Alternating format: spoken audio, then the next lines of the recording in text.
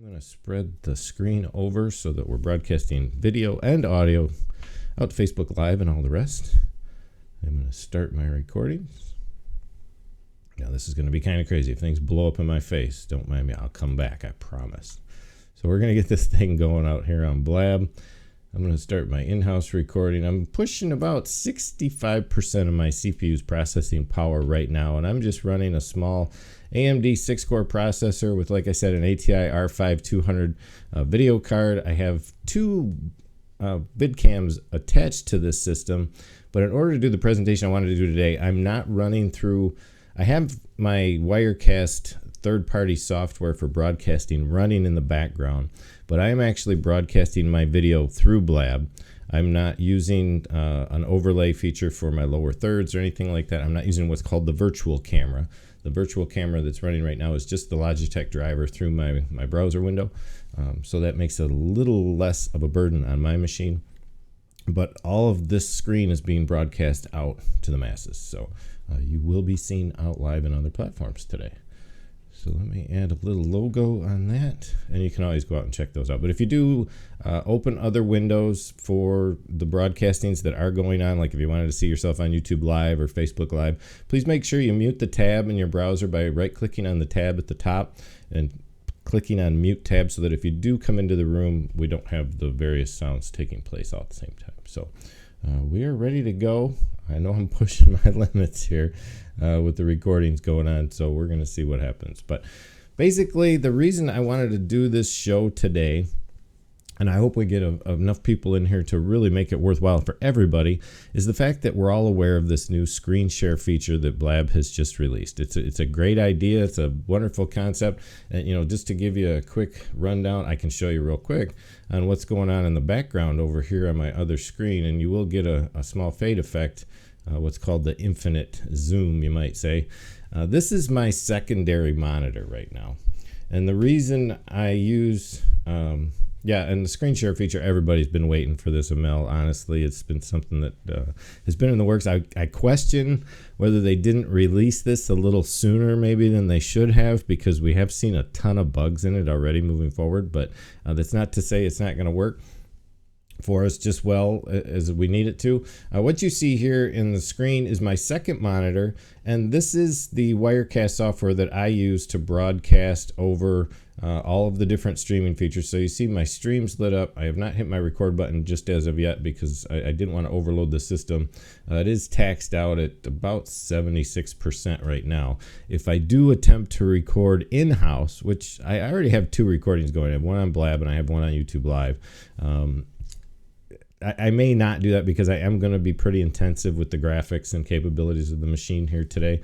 So if I do, I might fire it up for a brief moment to see how it works and then turn that recording off if I run into a snag. So I just don't want to overload anything over here going forward.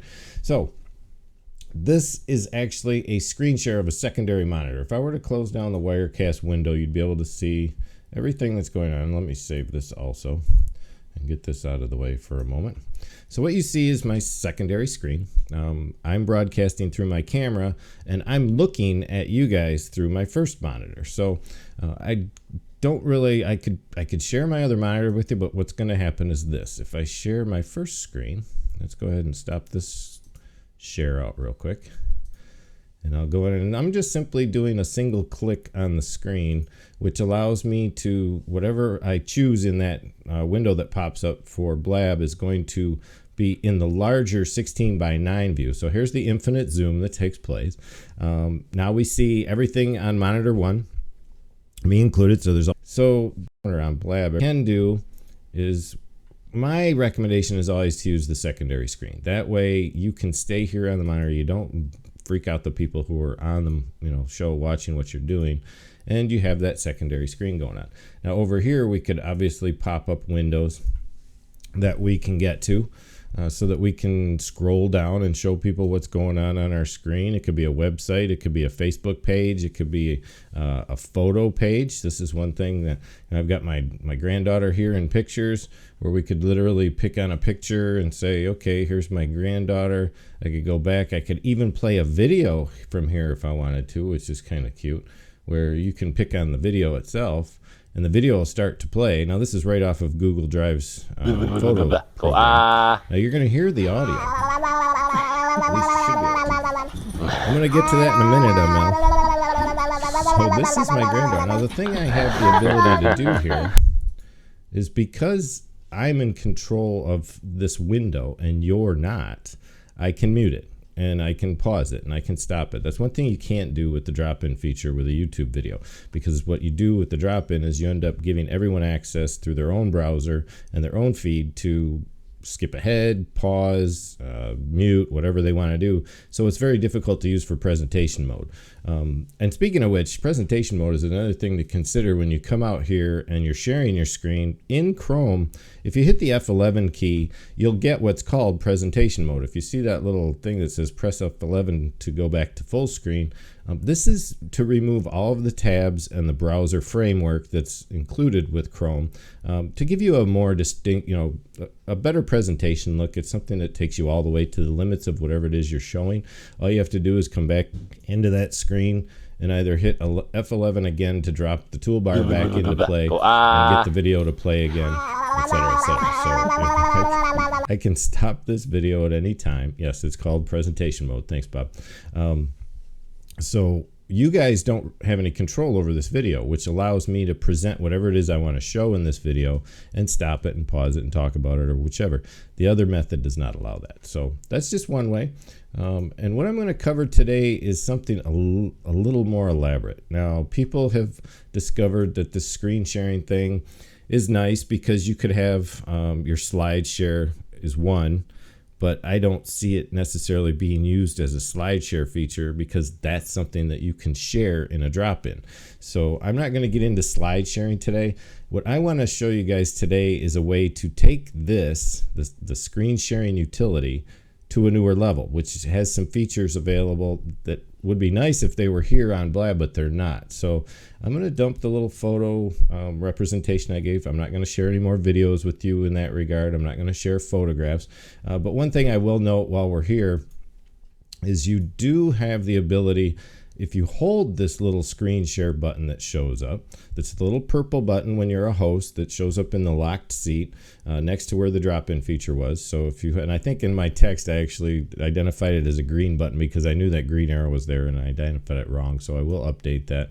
But if you hold your left button down and pick on that, whatever you happen to share from that mode is going to put it, yes, I'll show you that in just a second. What can happen is it's just going to drop into a single seat. Now, I've been told, and I haven't confirmed this myself yet, I'm a little ahead of myself with this show, but that's all right, that when these recordings are made, even if it's in the large 16:9 full screen version, it only gets, yes, there we go, it only gets shown in the recording as a single seat. So even though it shows up to the audience as a full 16:9 full screen video, it doesn't get recorded that way. So that's one feature. That's where what I'm doing right now, by sharing my screen out to Facebook Live, etc., is I will have the full 16:9 view of what I'm presenting here to you in this Blab today. So let's drop that out of the way, and I'll show you real quick how I can get to that feature button for you. At least it should show up. Well, it might be difficult, honestly, to do anything like that, because if I share screen one, well, there it is. Now you can see it. So down here at the bottom, I'm going to hide this little thing here. This is the normal drop-in feature, as you can see in the window up above. You can't see it if you're not a host here in the Blab itself. If you were sitting with me, you'd be able to see it. The perk on it, this screen share feature, with the pictures and all the other descriptions that come with it and how to use it properly. Go over there, become a member, and you'll get a members access only copy of that as soon as you get there. So I apologize for the auto zoom. I forgot to turn that off before I came in here today. But this is what we're here for today, okay? Now, we have shown you that there are videos that you can display on the screen through the drop-in feature and not have the ability to control the volume, or you can use a tab and do a screen share. But I've got a little trick here that we're going to play with. And what it's called, basically, it's a tool that's been around for quite a while with Windows. Now, this is a Windows-only feature. I apologize to all those folks out there who are Apple users or iPhone users that come out here with their phones all the time, or all they use are their Macs or their MacBooks. this is not something that's going to work for you. You're going to have to find a workaround, and I hope somebody follows up on this blab and gives a presentation on what they could possibly do on the Windows environment or the Apple environment to do what I'm going to show you how to do here today. So I'm going to share my other monitor, and this is a site I would like all of you to get an opportunity to check out. This is, if you were to Google the term Zoomit, Z-O-O-M-I-T, just like you see. I'll do a link real quick and copy it into the chat so you guys can see this. This is an application that was built by the system operators over at Microsoft many years ago. Not many people knew about this application, but it's recent. The last update was back in 2013, but it is fully compatible so far as I've been able to witness with Windows 10. It is a portable software application. It is not something you have to install in Windows. All you have to do is download the zip file at the bottom of the screen. What you'll find is you can also run it from this actual site if you wanted to. It shows download Zoomit. It's a 296 kilobyte file. All right, that's all it is. It's just a little application. You could actually run it from this little icon right here through the window of the website on your machine without ever even having to download it. It's a safe utility. It's a zip file with an EULA license attachment to it, so it is licensed software. It's not just freeware. You can't just pass it off to, it gets passed around all the time, but you have a license to use it. You don't own it. You can't sell it. You can't just give it away to people. You recommend people to go to the site and download it themselves so they get a full copy of the EULA agreement that you'll get from Microsoft. So what we're going to do is we're going to cover the use of Zoomit, and I'll show you exactly how that works. If I want, and I haven't loaded it yet, so I'm going to go over to my screen here, and you'll see when you open the zip file that comes from that particular location, which let me give you the link here. There's where you can find it if you didn't get it the first time, for everybody that might have missed it. You'll have two files, the Zoomit exe and the other file. Hello, Eileen, how are you? And the Zoomit exe file, when double clicked, is going to start the application. Now, sometimes you will see, at least on the first run, this window is going to pop up.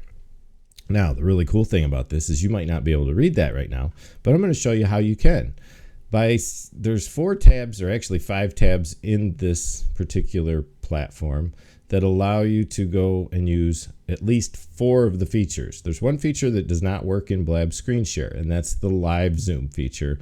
You can still use it on Windows, but it does not work or coordinate with the extension for Chrome that is used by Blab to present the screen sharing. So that's one feature that's out, and I'll show you in the zoom up here as to how this really works. So in the zoom, if I do a Control-1, and if you get over to the Facebook group real quick and sign up and Barb lets you in, you guys will be able to download the PDF I'm kind of working from here and see all this spelled out in fine detail with all the graphics for all the pages so that you can learn this outside of this blab. And there will also be a link to this recording within that PDF file so that you can come back and watch the video if you need to, if you get lost in the text. So what I'm going to show you is the fact that I can do a Control-1. And now over on this screen, what I can start to do is literally, and let's get this thing fired up. And I can't do it while this tab is open. I have the configuration options dialog for the software opened up. So I'm going to have to close that, but I am going to be able to show you on the screen the text file that I was talking about. This is the PDF file that you can go get in our Facebook group if you'd like. And when I'm in the zoom mode, now I can use the wheel on my mouse, and I can show you anything I want at any level I want. I can pan around with my mouse in hand, and I can start to show you all the nifty little things that you want to see. Now, Windows Magnify feature is not one I would ever even try to use out here, but I did, and it does not work. It just gives you small square blocks of black when you try to magnify on things.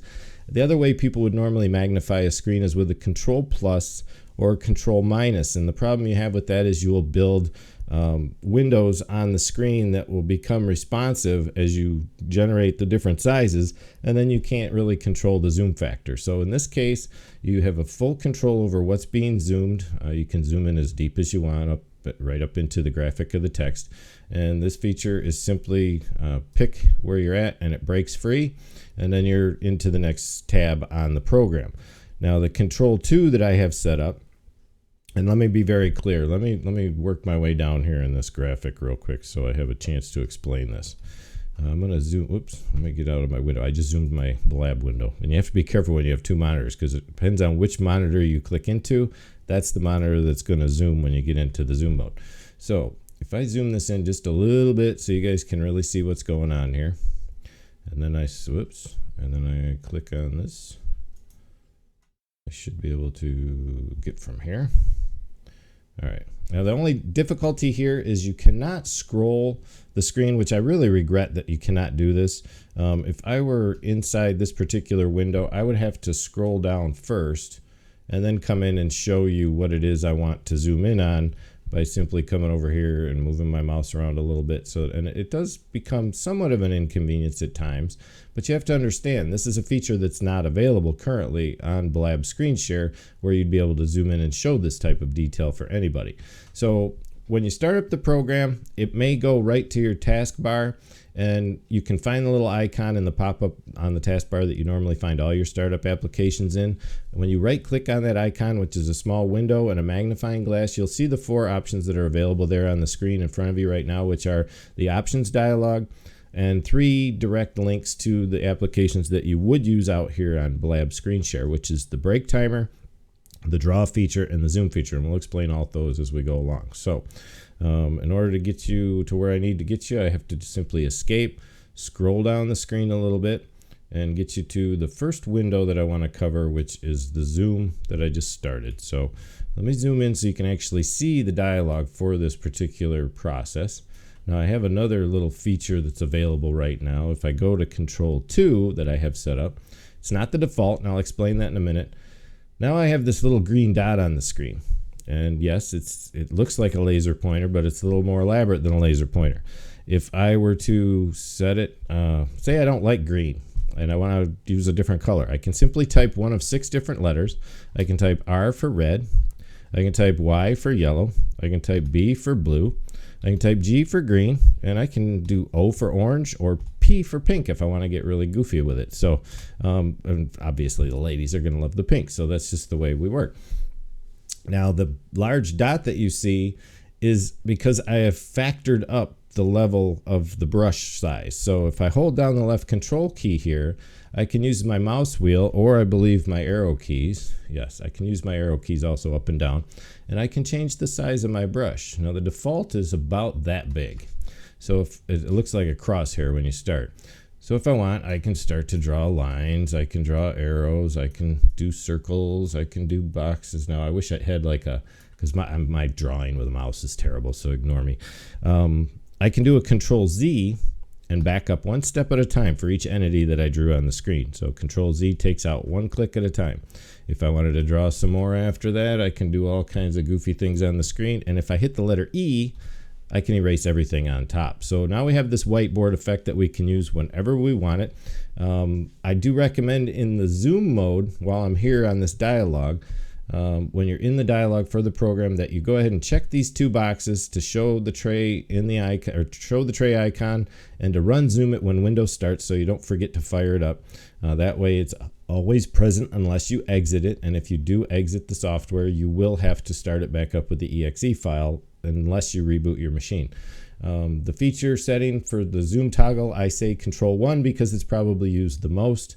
And then for specifying the initial level of magnification, if you go with 1.25, you're not going to get this zoom shock that people might get. And I'll give you a demonstration of how that would work. If I had my zoom display up much higher than that, let me pull this up so you can see it.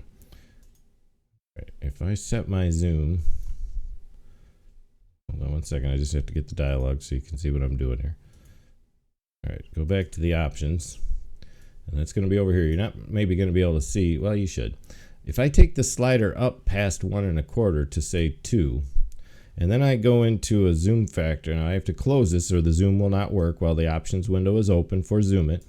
But let's say I wanted to show you this window and zoom in on it. If I do the Control 1 now, it's going to instantly jump to twice the size of the screen that you see. So here's this, whoa, okay, that got big really quick. That's why I recommend, and you could go as high as 4 if you wanted to, but then you're kind of like bam in your face and things get a little crazy. So I do recommend that everyone take the zoom factor down to the very bottom, which would be 1.25. Okay. That way, when you do the zoom from this position, it only jumps a quarter of a magnification, and it's not such a shock to your audience. And then from there, you can zoom in with your mouse wheel or your arrow keys to whatever level you need to use. All right, now let's get back for a second to the draw feature. Now, again, I have mine set for Control 2, which when it first opens, it shows this little crosshair because the size of the screen or the size of the brush is down to its minimum. If I want to make it bigger, I can just hold the left control key down and zoom that brush up to create a much larger brush so that I can do bigger stuff. Okay. Now there's one other cool thing here. If I want to, I can escape out of that draw mode, or by simply typing the letter T, what I get is a vertical bar that I can position anywhere on the screen. And when I left click, I can start to annotate. All right. I can put notes on the screen. I can do anything I want with this. Now there is an advanced button here that you can look for on the tab for the draw feature. So let me get out of here. Now the only way to escape out of the drawing mode, all right, you're still in a drawing mode format. So you still have the option to Control Z out portions of it, including the text. And the only problem is you can't erase the whole screen when you're in the T mode like this. If you're still typing, obviously if you type an E for erase, you're just going to get an E on the screen, right? So you're going to have to escape to get out of that into the draw mode with your paintbrush again. And then from there, you can go ahead and start moving on with, if you wanted to simply use the E to erase, then you can erase from there. Okay, so let me get back over to another feature that's pretty cool about this. Just so you get an idea of where I'm at with this feature, let me get back into my window, which is the thing that I put together. So we have the zoom feature here in the dialog, but the problem being is that this is an advanced zoom feature. So if you can read the screen, which you should be able to, it's supported in Windows Vista and higher.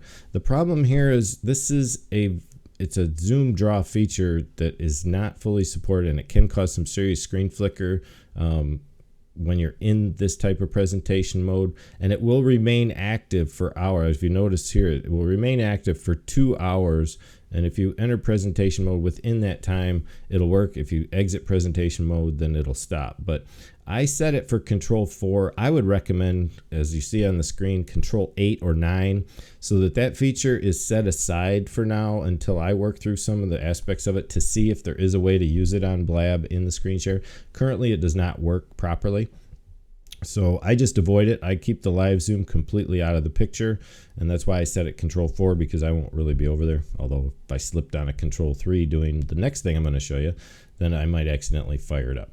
So you can see on the tabs, we've covered the zoom, we've covered the live zoom, which we're not using, we've covered the draw feature, which is obviously the third tab there, and then the type tab is just the settings tab, and I'm going to go down a little bit here so you can see this.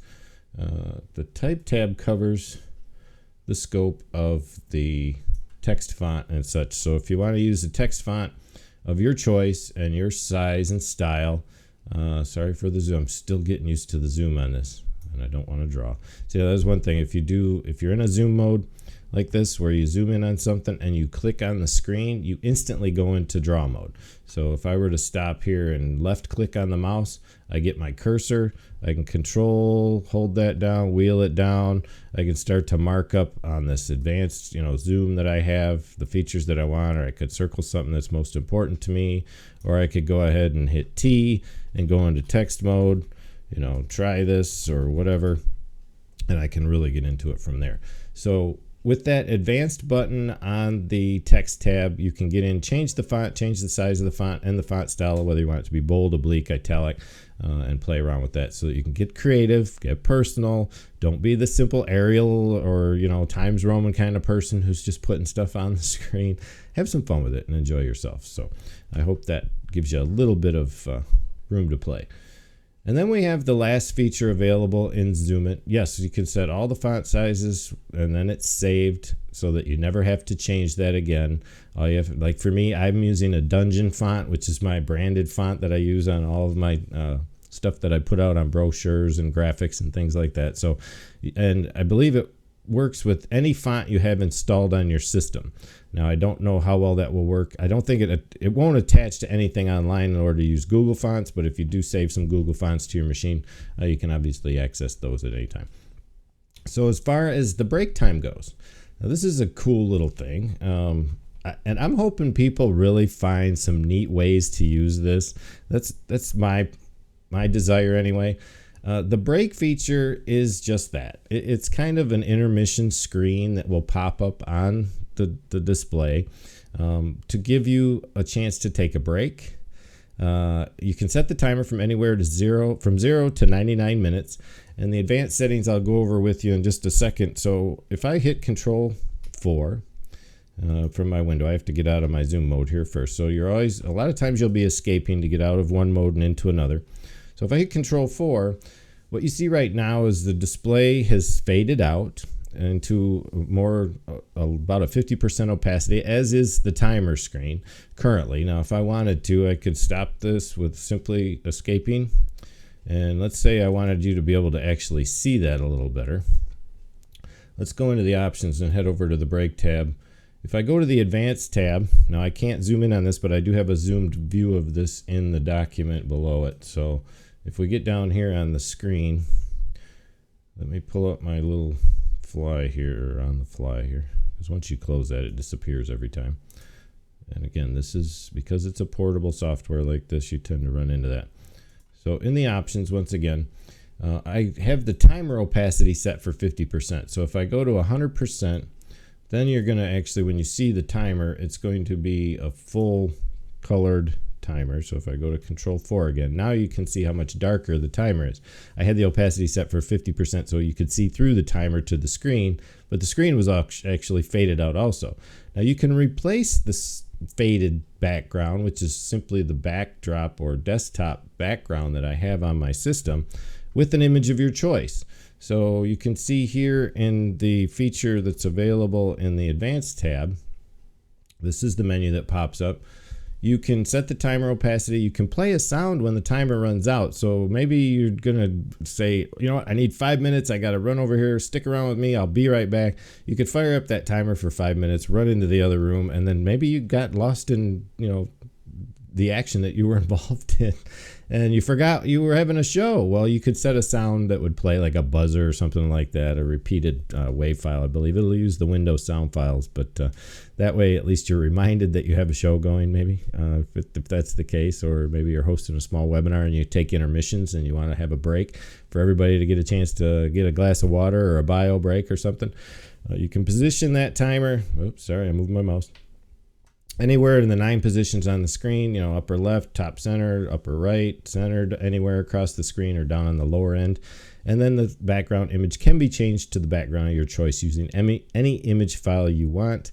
And that image can be either the size that's given, like an 800 by 600, which wouldn't fill the screen completely, or you could make it scale to the screen to fit the whole screen. So that's pretty much the gist of it. But what I've discovered is it's very stable. Obviously, maybe a little more so than the screen sharing feature itself, because there still are a lot of bugs with it as far as bouncing around, jumping screens, and having features show up at the bottom, like where I'm at right now, to you, and covering people who are in the Blab. There's been a couple of things like that we've run into. So I hope this at least gives you guys some idea of how you can make this screen share process a little better for all of us, and have some fun with it. Find some unique ways to play with it, and be personal with it, and have some fun at the same time. So if you want a copy of this file that you just saw, the PDF I created last night, it's a 5-page PDF that explains the software in its entirety. I appreciate if you guys don't share this out or give it away to your constituents, because it is part of a bigger package that I'm working on. I'm developing a course on Yes Course, which is going to be called Live Streaming on a Limited Budget. So if you want to get in touch with me in the nearest future or get on the list, because it's not going to be available probably until the first week in May, is what I'm shooting for right now. So if you guys want to get with me and find out how that course is going to go, it's going to be a long 5-course series. It's not going to be anything short, and it's certainly going to be very succinct in how I develop it. I have the outline established and some of the courses already pre-generated, but I have a lot of videos to cut yet. I'm expecting it to probably be close to a 10-hour course. So I haven't locked it in just yet, but if you want to get with me and put your name on my list so that you can find out what's going on and be notified when that course becomes available. It'll have this as part of that, because I do want to present Blab as one of the featured live streaming courses or platforms in that course. But I do anticipate covering Facebook Live, probably a little bit of Snapchat. I'm not a big fan. I don't use it a lot, but it will also cover ways to use other third-party software so that you can get out here and broadcast on several different platforms like I'm doing right now. We are not only live on Blab, but we are live on Facebook Live, YouTube Live, Ustream, Dailymotion, StreamUp, and StreamMe. So you guys are out there on the world today being seen by lots of folks right now. So that's all I got for you. And if anybody would like to come in and ask some questions, I'd be happy to answer those while we're there. So I'm just going to cut off the recording that's going out of town. Let me get into my screencast software. I'm going to stop the stream.